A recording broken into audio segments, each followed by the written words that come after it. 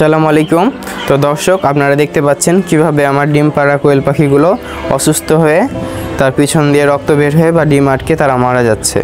তো এটার কারণ হলো বা কি কারণে এগুলো মারা যাচ্ছে, তো সেটা আজকে আপনাদের বলবো। তো দেখতে পাচ্ছেন কিভাবে ডিম না পাড়তে পেয়ে বা ডিম আটকে মারা যাচ্ছে। তো এই সমস্যাগুলো কি কারণে হয়, তো দেখতে পাচ্ছেন দর্শক, আমার কাছে দুইটা কোয়েল পাখি আছে। তো দুইটাই ডিম পাড়া কোয়েল পাখি।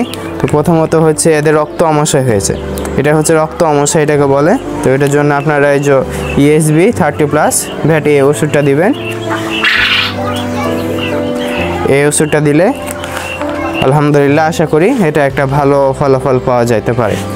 আর এই সমস্যা আরও কি কারণে দেখা যায়, প্রথমত হচ্ছে বাচ্চা কোয়েল পাখিগুলোকে যখন আপনারা ধীরে ধীরে বড় করবেন, যখন তাদের ডিম পাড়ার বয়স হবে, তো প্রথমে আপনারা কখনো এই খাঁচার মধ্যে রাখবেন না।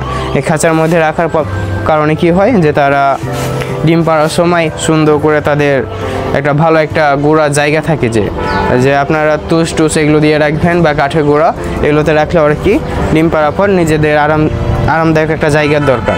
তো এই খাঁচার মধ্যে ওরা কমফোর্ট ফিল করতে পারছে না। আপনার কন্টিনিউ যখনকার ডিম পাড়তে রাখবে তারপর আপনারা এই খাঁচার মধ্যে রাখতে পারেন। আর আরেকটা কারণে তাদের এই সমস্যা হয় যে আপনার ফিডের জন্য চলে এসো। তো দেখতেই পাচ্ছেন আমার কোয়েল পাখিকে কোন ফিড খাওয়াই, এটা হচ্ছে এশিয়া কোম্পানির লেয়ার 1 ফিড। তো ফিডটাও দেখতে পাচ্ছেন কেমন।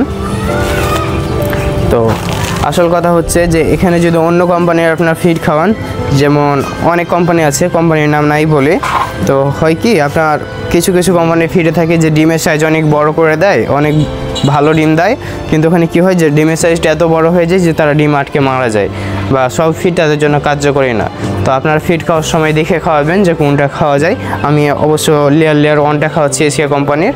তো আপনারা দেখে খাবেন যে কোন ফিডটা ভালো হবে, তাহলে আশা করি এই সমস্যাটা না হতে পারে।